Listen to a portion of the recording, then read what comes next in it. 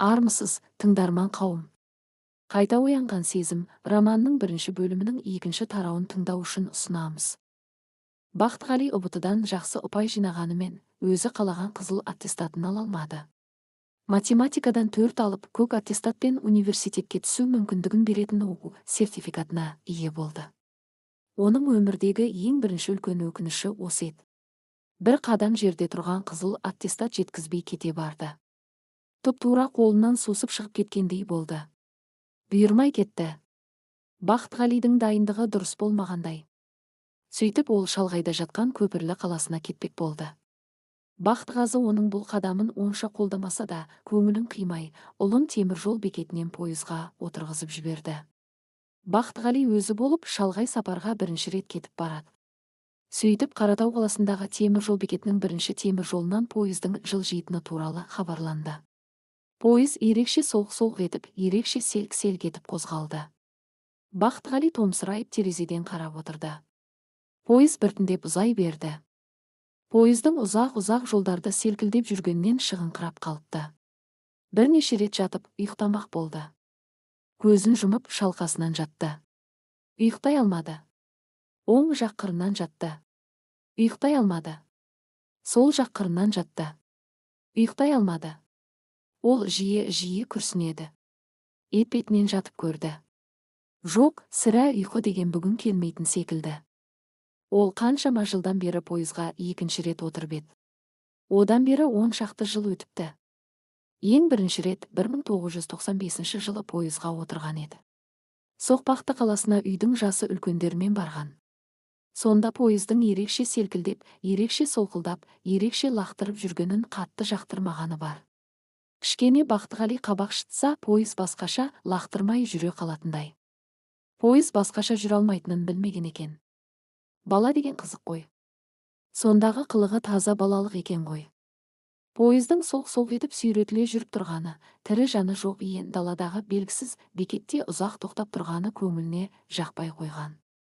Бірақ бұл меңіреу машинаның титтей баланың тап-таза көңілін елеп ескеретін сыңайы жоқ еді.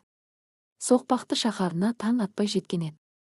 Пойыз Соқпақты қаласының темір жол бекетіне келіп тоқтады. Олар пойыздан түсті.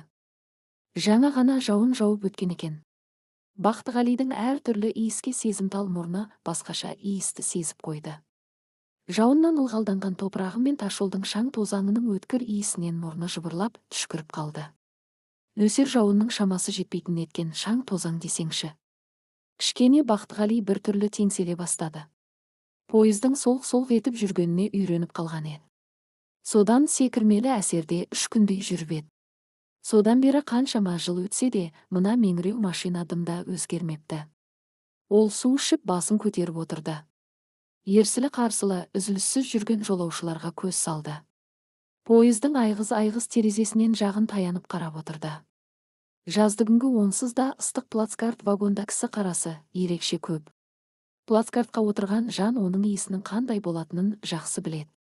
Енді иіс болғанда ондаған, тіпті жүздеген иістің қоспасы. Мұнда қандай иісті қаласаң, соны табасың.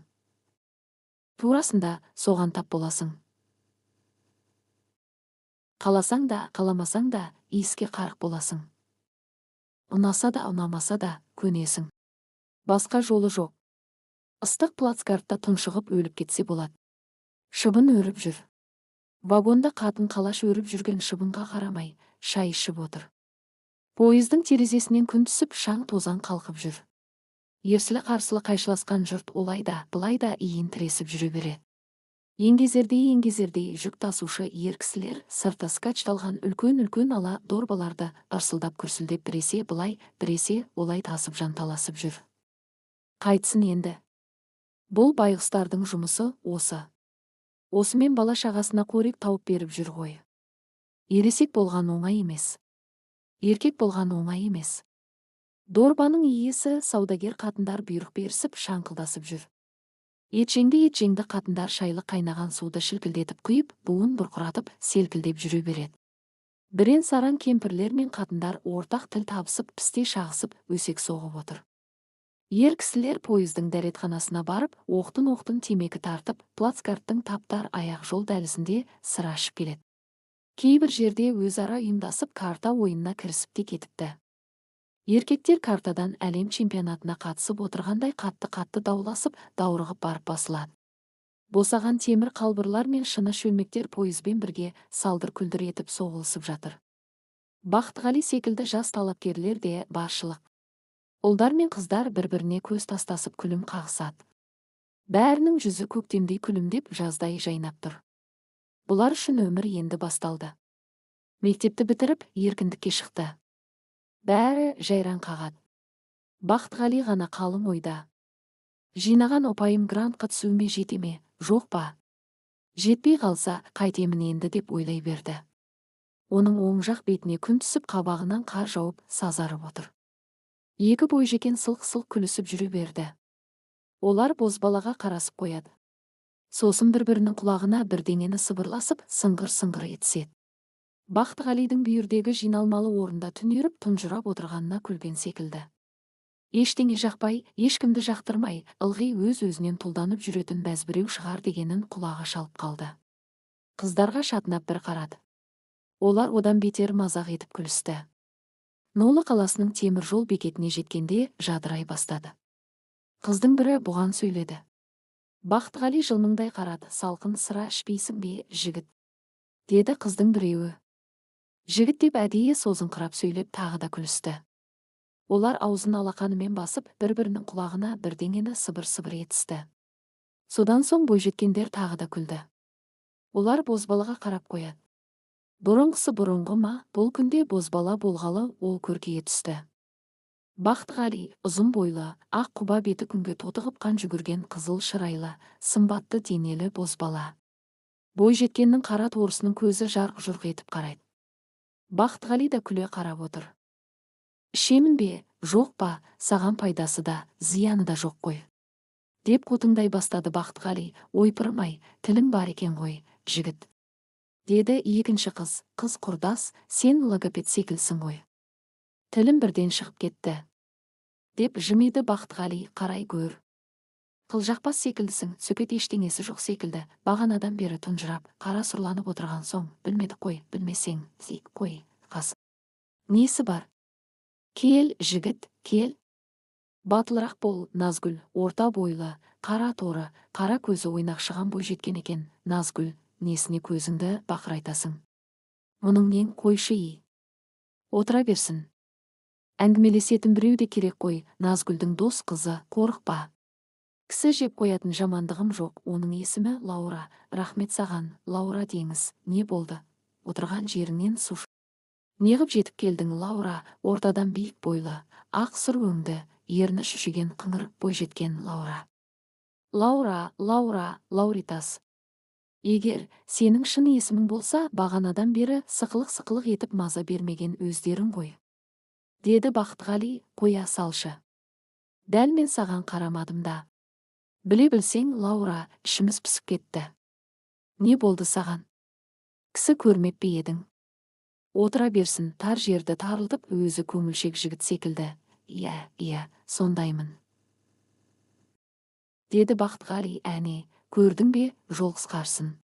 Карта ойнайық, картаң бар ма? Деді Бақтығали. Бар, әкел онда. Жақсы, мен ойнамаймын деп қиқарланды Бақтығали. Бопты, қойыңдаршы. Шын екен деп қалдыңдар ма? Басынан бастап келісім жасайық. Қандай келісім? Қалдан көтереме, нені ұтылған сусын әпереді. Деп Назгүл құрбысына көзін қысты да, не қылды? Бет жүзің бозарып кетті ғой. Бозарған дымым да жоқ. Сонымен не дейсің? Ойлан. Жігіт, деді Лаура. Кетісіп кетуің. Деді Лаура. Нар тәуекел. Деді Бақыт. Есімің кім? Деді Назгүл. Мен Бақтығалимын, деді Бақыт. Өтірік соға салдың, иә. Деп сынай қарады Лаура. Сен қаншалықты Лаура болсаң, мен соншалықты Бақтығали боламын. Қарай көр бұны. Тілі сала құлаш.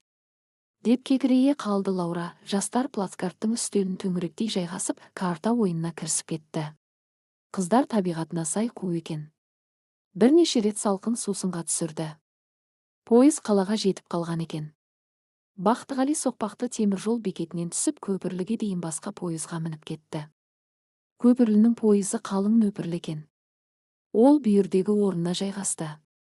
Бақтығали пойызға кіре сала ұйықтап кетті.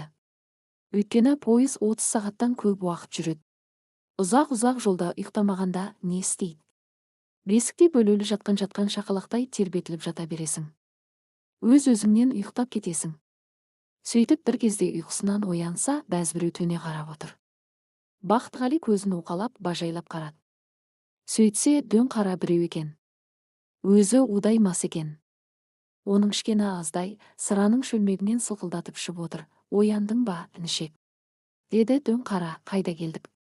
Деді Бақтығали, Марсқа. Деп гүжілдей күлді дөң қара, Бақтығали теріс қарап жата берді. Дөң қара бірдеңені тауып айтқандай өзі-өзіне риза болып дарақлана күлді. Екінші қабатта жатқан келіншек шашын жалбыратып, басын салбыратып, терезеден қарамақ болды. Басың сірке-сірке болып, не істеп жатсың? Деп зіркілдей сөйледі дөң қара. Ол да жауап қатпады. Дөң қара өзі-өзімен бұрқылдап ұрсып отырды. Басы сірке-сірке болып, шашын жалбыратып жатқаны несі деп өзі-өзімен кіжіне сөйледі дөң қара. Анандайда 15-16 жасар бозбала отыр еді. Дөң қара соған да сөйлей қалды. «Ей, інішек, сыра ішесің бе?» деп сырасын ұсына сөйледі дөң қара. «Иә, ішемін», деді бозбала. «Мә, ішетін болсаң, жаныма кел», деді дөң қара. Бозбаланың көзі жайнап жетіп келді. Дөң қара өзі сілекейлеп тастаған шөлмекті қолына ұстатты. Бозбала жалма-жан қалған құтқанын іше бастады. Сол екі арада біреулер бір темір жол бекетінен түсетін болды. Олардың қол жүгі көп екен. Дөң қара соларға көмектеспек болды.